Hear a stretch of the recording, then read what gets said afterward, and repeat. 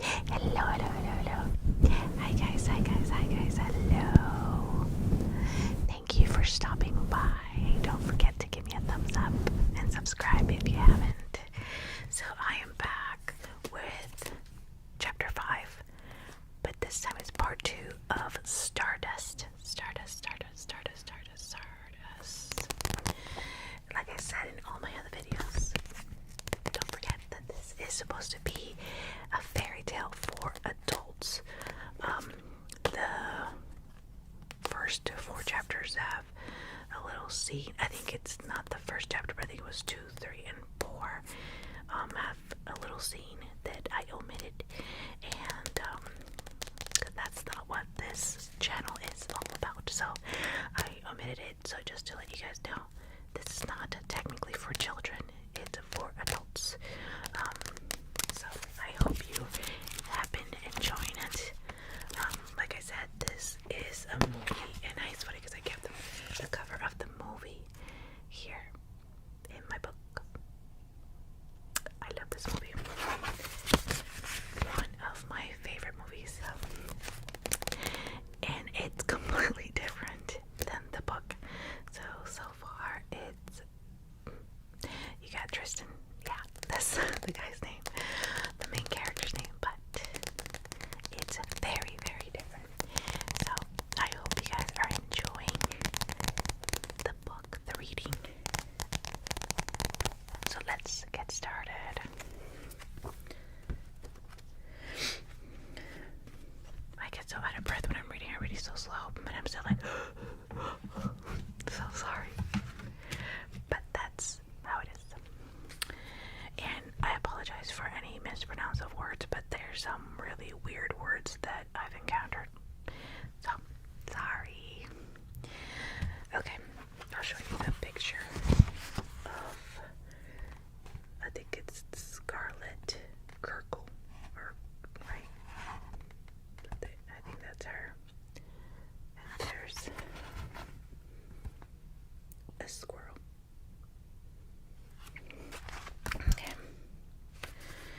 Okay, so, oh, there are so many things I could do to harm you, ditch water, Sal, but I shall simply point out that one who has eaten limbus grass can speak nothing but the truth for several hours afterward. And one more thing, distant lightning flickered in her words as she spoke, and the forest was hushed, as if every leaf in every tree were listening intently to what she said. This I say, you have stolen knowledge you did not earn, but it shall not profit you, for you shall be unable to see the star, unable to perceive it, unable to touch it, to taste it, to find it, to kill it. Even if another were to cut out its heart and give it to you, you would not know it, never know what you had in your hand. This I say, these are my words, and they are a true speaking. And know this also, I swore by the compact of the sisterhood that I would do you no harm. Had I not so sworn, I would change you into a black beetle, and I would pull your legs off one by one and leave you for the birds to find in putting me to this indignity. Madame Simile's eyes opened wide with fright, and she stared over the flames of the fire at her guest. Who are you? She said. When you knew me last, said the woman in the scarlet girdle, I ruled with my sisters in Garden before it was lost. You, but you were dead, long dead. They have said that the Lilum were dead before now, but they have always lied.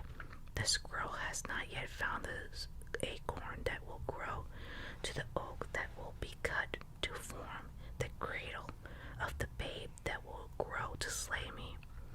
Silver flashes glittered in the flare of flames as she spoke.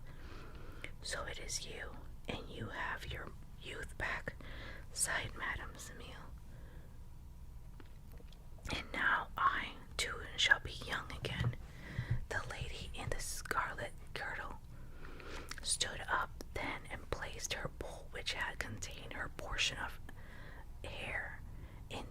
the fire. You shall be nothing of a kind, she said. Did you hear me? Did you not hear me? A moment after I leave, you shall forget that you ever saw me. You shall forget all of this, even my curse, although the knowledge of it shall vex and irritate you, like an itch in a limb long since amputated. And may you treat your guest with more grace and respect in the future. The wooden bowl burst into flames, then a huge gout of flame which assigned the leaves of the oak tree far above them. Madame Semile knocked the blackened bowl from the fire with a stick, and she stamped it out of the long grass. Whatever could have possessed me to drop the bowl into the fire, she exclaimed aloud. And look, one of my nice knives all burned up and ruined. Whatever was I thinking of? There came no answer. From further down the road came the drumming beats of something that might have been the hooves of goats racing on into the night.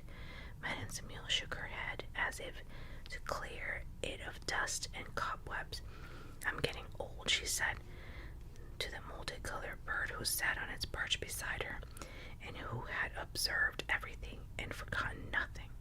Getting old, and there's no doing anything about that. The bird shifted uncomfortably on the perch. A red squirrel arrested, hesitating a little into the firelight. It picked up an acorn, held it for a moment in its hand, like front paws, as if it were praying.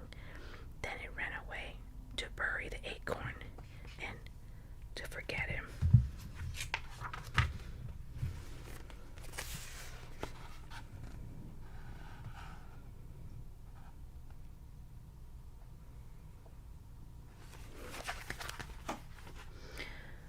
CH.5 is a small seaborne town built on a granite, a town chandlers and carpenters and sailmakers of old sailors with missing fingers and limbs who have opened their own grog houses or spent their days in them. What is left of their hair still teared into long queues, though the stumble of their chins had long since dusted white. There are no whores in CH.5, or none that consider themselves as such, although there have always been many women who, if pressed, would describe themselves as much married with one husband on this ship here every 6 months, and another husband on that ship back in port for a month or so every 9 months.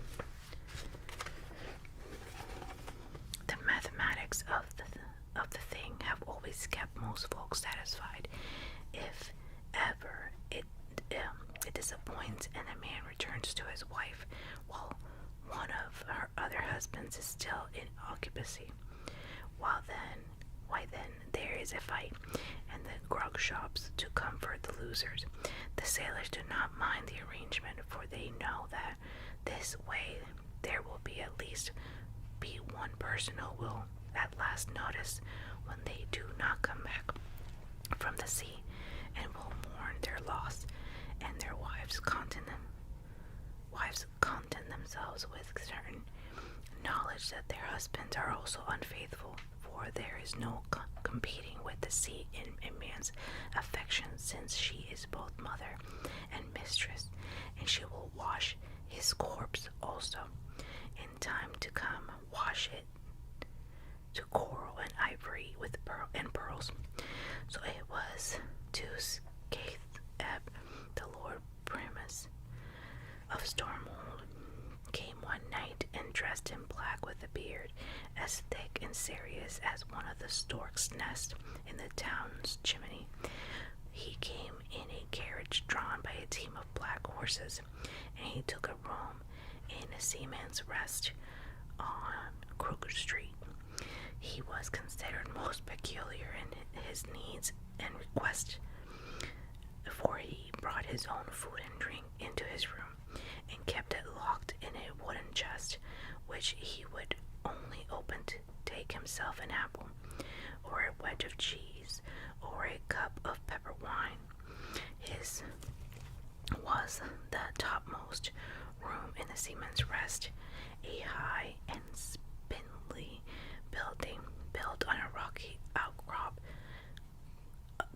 facilitate smuggling. He bribed a number of local street urchins to report to him the moment they saw any fellow they did not know come to town by the land or sea. In peculiar, they were to look for a very tall, angular, dark-haired fellow with a thin, hungry face and blank eyes. Primus is certainly learning caution, said Secundus to his 5 other dead brothers. Well, you know what they say, whispered Quintus, in the wistful tones of the dead, which sounded on the day like the lapping of distant waves upon this shingle. A man who is tired of looking over his shoulder, for Septimus is tired of life. In the morning, Primus would talk to the sea captains with ships in Scath's ebb, buying them grog liberally, but neither drinking nor eating with them. In the afternoon he would inspect the ships in the docks. Soon the gossip of Scath's ebb, and there were many, had the gist of juice of it all. The bearded gentleman was to be taking ship to the east, and this table was soon chased by another, that he would be sailing out of the heart of the dream under Captain Jan, a black-trimmed ship with his decks painted crimson red, of more or less savory reputation, by which I mean that it was generally held that she kept her piracies for distant waters, and this would be happening as soon as he gave the word. Good master, said the street urchin to Lord Primus, there's a man in town come by land. He lodges with Mistress Petir. He is thin and crow-like, and I saw him in the ocean's roar buying grog for every man in the room. He says he is distressed seafaring man seeking a berth. Primus patted the boy's filthy head and handed him a coin. Then he returned to his preparations, and that afternoon it was announced that the heart of the dream would leave harbor in 3 short days.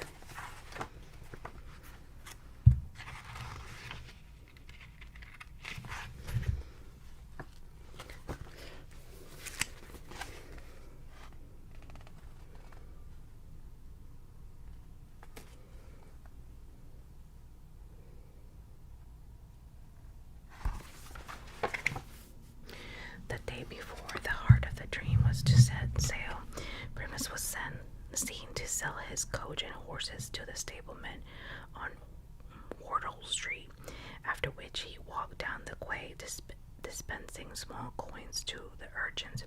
He entered his cabin on the heart of a dream and gave strict orders that no one was to disturb him for any reason, good or bad, until they were at least a week out of the port. The evening, an unfortunate accident befell an able seaman who had crewed the ringing of the heart of a dream. He fell, when drunk, on the slippery cobblestone of the Revenue Street and broke his hip. Luckily, there was a replacement at the ready. The very sailor with whom he had been drinking that evening, and to whom he had been persuaded to demonstrate a particular complicated hornpipe step on the wet cobbles. At this sailor, tall, dark, and growl-like, marked his ship papers with a circle that night, and was on the deck at the dawn when the ship sailed out of the harbor in the morning mist. The heart of a dream sailed east, and Lord Primus and Stormhold, his beard freshly trimmed, watched it sail from the cliff top until he was lost to view. Then he walked down the Wardle Street, where he returned the stableman's money and a bit more beside, and he rode off on the coast road toward the west in the dark coach pulled by the team of black horses. It was an obvious solution. After all, the unicorn had been ambling huge behind them for most of the morning. occasionally nudging in Star's shoulder with its big forehead. The wounds on its dappled flanks, which had blossomed like red flowers under the lion's claws the day before, we now dried to brown and scabbed over. The Star limped and hobbled and stumbled, and Tristan walked beside her, gold chain binding wrist to wrist. On the one hand, Tristan felt there was something almost sacrilegious about the idea of riding the unicorn. It was not a horse, did not describe to any of the ancient pacts between man and horse. There was a wildness in its black eyes, and a twisting spring to its step, which was dangerous and untamed. On the other hand, Tristan had begun to feel, in a way that he could not articulate, that the unicorn cared about the Star and wished to help her.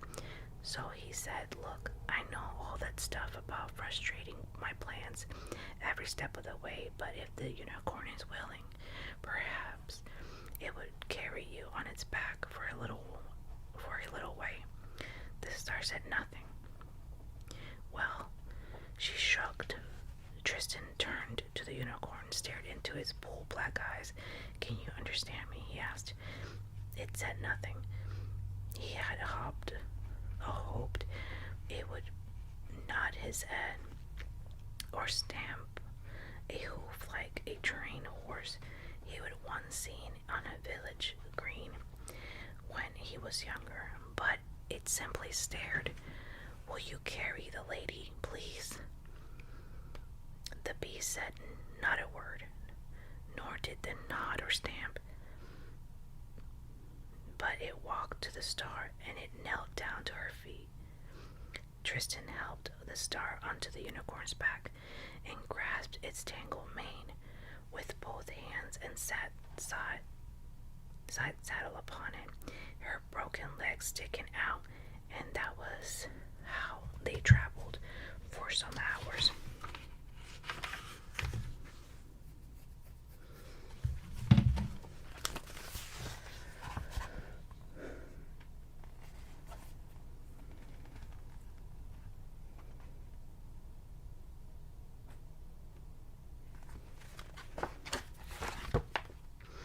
Tristan walked alongside them, carrying her crutch over his shoulder, with his bag dangling from the end. He found it as hard to travel with the Star riding the unicorn as it had been before. Then he had been forced to walk slowly, trying to keep the pace with the Star limping hobble. Now he was hurrying to keep up with the unicorn, nervous lest it should get too far ahead and the chain that linked them both should pull the Star from the beast's back. His stomach rumbled as he walked. He was painfully aware how hungry he was. Soon Tristan began to think of himself as a hunger, thinly surrounded by flesh, and as fast as he could walking. He stumbled and knew that he was going to fall. "Please stop," he gasped. The unicorn slowed and stopped. The Star looked down at him. Then she made a face and shook her head. "You had better come up here too," she said. "The unicorn will let you. Otherwise, you'll just faint or something and drag me onto the ground with you. And we need to go somewhere so that you can get food." Tristan nodded gratefully. The unicorn appeared to offer no opposition, waiting passively. So Tristan attempted to clamber up onto it. It was like climbing a sheer wall, and as fruitless. Eventually, Tristan led the animal over to a beech tree, which had been uprooted several years before by a storm or a high wind or an arable giant, and holding his bag and the Star crushed and scrambled up the roots onto the trunk, and from there onto the back of the unicorn. There is a village on the other side of that hill," said Tristan. "I expect that we can find something to eat when we get there." He patted the unicorn's flanks with his free hand, and the beast began to walk. Tristan moved his hand to the star's waist to steady himself. He could feel the silken texture of her thin dress, and beneath that, the thick chain of her topaz about her waist. Riding unicorn was not like riding a horse. It did not move like a horse. It gave a wilder ride, and a strange one. The unicorn waited until Tristan and the star were comfortable upon its back. Then he slowly and easily it began to put on speed. The trees surged and lapped past them. The star leaned forward, her fingers tangled into the unicorn's mane. Tristan gripped the sides of the unicorn with his knees and simply prayed, his hunger forgotten, that he would not be knocked to the ground by the stray branch. Soon he found he was beginning to enjoy the experience. There is something about riding a unicorn, for those people who still can, which is unlike any other experience, exhilarating and intoxicating and fine.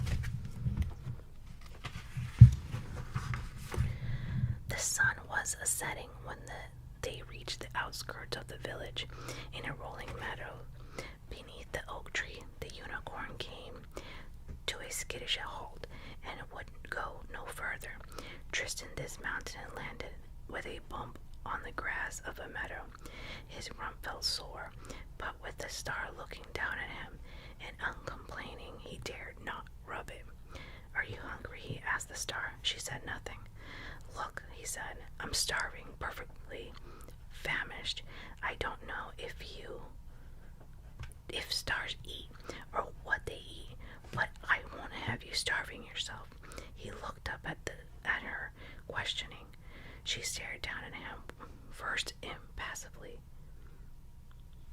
then in a trice, her blue eyes filled with tears.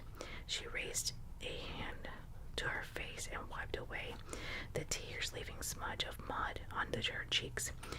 We eat only darkness," she said, "and we drink only light. So I'm not hungry.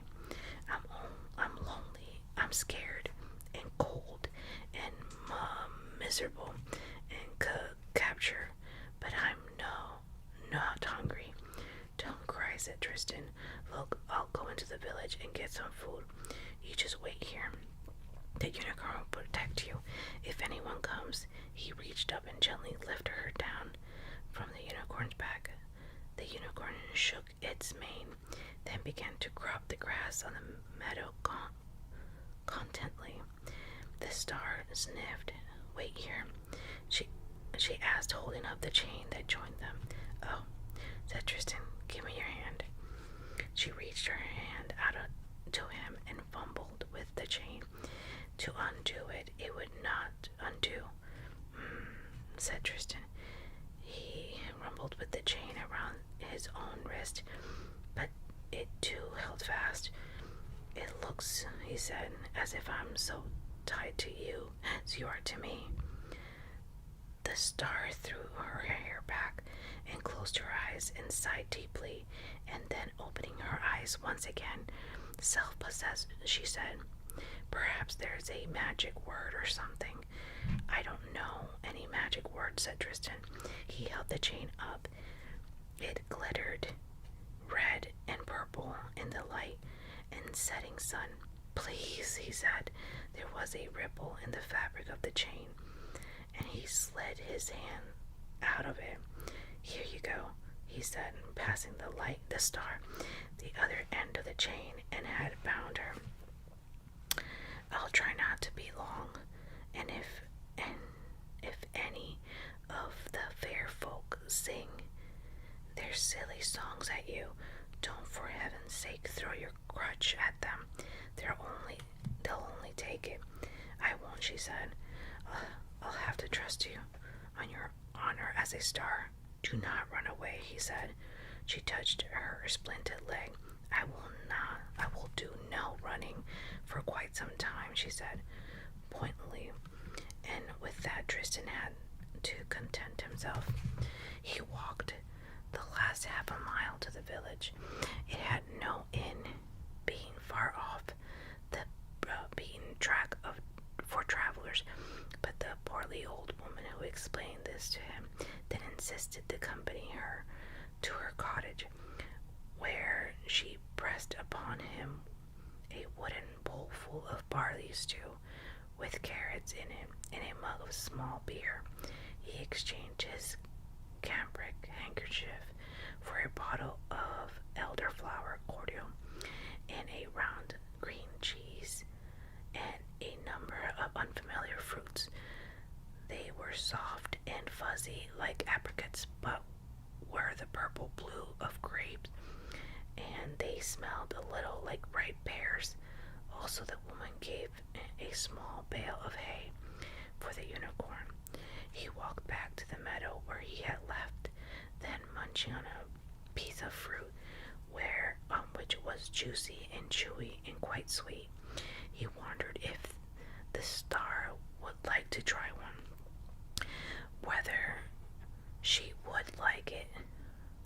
If she did, he hoped that she would be pleased with that he had brought her. At first, Tristan thought that he must have made a mistake and that he had lost his way in the moonlight. No, that was the same oak tree, the one beneath which the star had been sitting. "Hello," he called. Glowworms and fireflies glittered green and yellow in the hedgerows and the branches of the trees. There came no reply. And Tristan felt a sick, stupid feeling in the pit of his stomach. "Hello," he called. He stopped calling. Then, because there was no one to answer, he dropped the bale of hay and then he picked it. She was to the southwest of him, moving fast.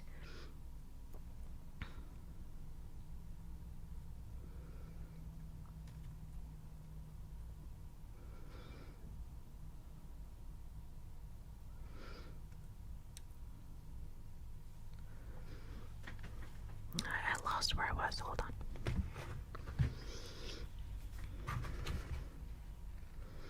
She was moving faster than he could walk, and he followed her in a bright moonlight. Inside he felt numb and foolish, a pang of guilt and shame and regret. He should not have loosed her chain. He should have tied it to the tree. He should have brought the star with him into the village. This went through his head as he walked, but another voice spoke to him also, pointing out that if he had not unchained her, then he would have done it sometime soon, and she would have run from him then. He wondered if he would ever see the star again, and he stumbled over roots as the way led him between the old trees into the deep woods. The moonlight slowly vanished beneath the thick canopy of leaves, and after stumbling vainly in the dark for a short while, he lay himself down beneath the tree, rested his head on his back, and closed his eyes, and felt sorry for himself until he fell asleep. On a rocky mountain past the southernmost slopes of Mount Belly, the witch queen reigned in her goat-drawn chariot and stopped to sniff the chilly air. The myriad stars hung cold in the sky above her. Her red lips curved up into a smile of such beauty, such brilliance, such pure and perfect happiness that it would have frozen your blood in your veins to have seen it. "There," she said, "she is coming to me." And the wind of the most past howled about her triumphantly, as if in answer. Primus sat beside the embers of his fire and shivered beneath his thick black robe, One of the black stallions, walking of dreaming, whined and snored, and then he rested once more. Primus' face felt strangely cold. He missed his thick beard. With a stick he pushed a clay ball from the embers. He spat on his hands. Then he split upon the hot clay and smelled the sweet flesh of the dormouse, which had cooked slowly in the embers as he had slept. He ate his breakfast meticulously, spitting the tiny bones into the fire circle. Once he had chewed the meat from them, he washed the dormouse down with a lump of hard cheese and slightly vinegary white wine. Once he had eaten and wiped his hands upon his robe, and then he cast the bones to fine topaz stone, which marked the lordship, which was in effect, and in all but name, the kingship of the cracked towns, the vast estates of Stormhole. He cast them then, and he stared puzzled at the small, square, red granite tiles. He picked them up once more, shook them in his long-fingered hands, dropped them onto the ground, and stared at them again. Then Primus spat into the embers, which hissed lazily. He swept the tiles up and dropped them into the pouch at his belt. "It is moving faster, further," said Primus to himself.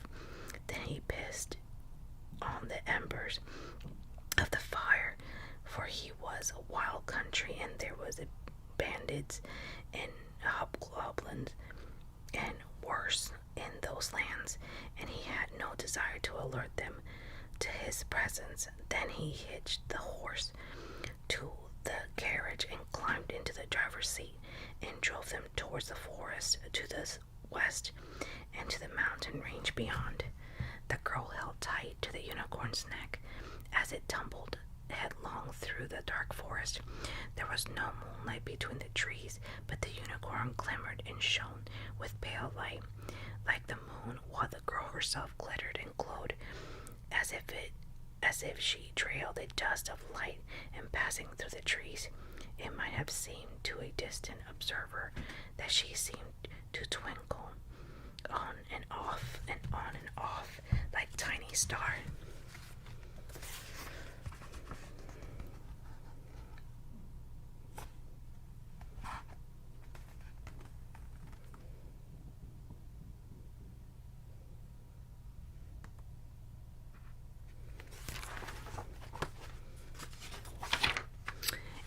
The end for chapter 5 part 2.